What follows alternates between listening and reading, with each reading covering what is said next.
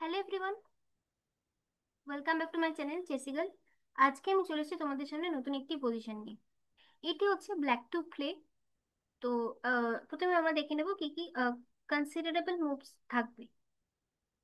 তার মধ্যে আমরা দেখবো check. Rook into G two check হচ্ছে না, তাই এটা আমরা কনসিডার করবোই না। রুক ইন্টু এফ থ্রি একটা পসিবিলিটি, আর একটা হচ্ছে নাইট ইন্টু জি ওয়ান। আর আর কি কনসিডার করতে পারি আমরা? এই রুকটা আমরা সরাতে পারি যে কোনো জায়গায়, রুক ডি থ্রি হোক, রুক বি টু হোক, বা রুক ডি এইট। এই কয়েকটা মুভসই মনে হচ্ছে যেন হতে পারে। ঠিক আছে, আমরা এই মুভস গুলোকে কনসিডার করতে পারি। তো ব্ল্যাক টু প্লে, তোমার মনে হতে পারে যে নাইট ইন্টু জি ওয়ান। যদি তুমি নাইট ইন্টু জি ওয়ান দাও, সেক্ষেত্রে কি হবে? Rook eight check. Rook D eight দিলে অবশ্যই rook into D eight, king eight seven only move. Knight G five check, king eight six only move, কারণ G সিক্সে যেহেতু যেতে পারে না, পন আছে বলে। King eight six, knight F seven check, king H five বা কিং এইচ সেভেন, যেখানেই যাক rook H eight checkmate. Okay, G four যেতে পারে না, জি ফাইভ যেতে পারে না, জি সিক্স যেতে পারে না, কোথাওই যেতে পারে না। ঠিক আছে, আর সেম জিনিস যদি এখানে কিং এইট সেভেন দেয়, সেক্ষেত্রেও কিন্তু রুক এইচ এইট চেকমেট, এখানেও কিন্তু কিং জি সিক্স যেতে পারে না। অতএব আমরা দেখতে পেলাম, এক সেকেন্ড। হুম, তো অতএব আমরা দেখতে পেলাম যে কারেন্ট পজিশনে হোয়াইট কিন্তু থ্রেট করছে রুক এইট। ওকে, তো নাইট ইন্টু জি ওয়ান দেওয়া যাবে না।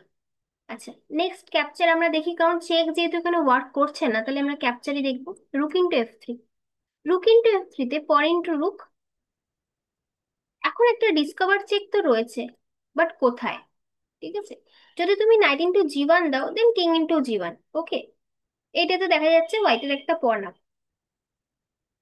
কিন্তু নাইট জি ওয়ান না দিয়ে যদি আমরা একটা এক্সেলেন্ট মুভ দিই, তোমরা চাইলে ভিডিওটি পজ করে সেটা ভাবতে পারো। সেটা হচ্ছে night D four check.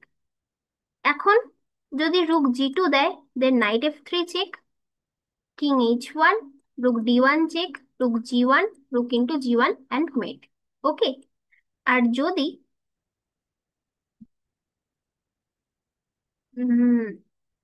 After knight D four check এইখানে যদি হোয়াইট দেয় king H one, then also knight F three threatening rook H two mate. Okay, যদি হোয়াইট অ্যাকচুয়াল রুক এইট দেয়, আমরা কিং এইচ সেভেন সরে যাবো, সেটা খুব একটা সমস্যার কিছু হবে না।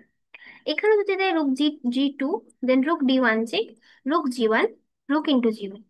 বেসিক্যালি এই knight on F three, rook on H two আর রুক অন জি ওয়ান, এই চেকমেট গুলো কিন্তু এটাই হচ্ছে এইটার প্যাটার্ন।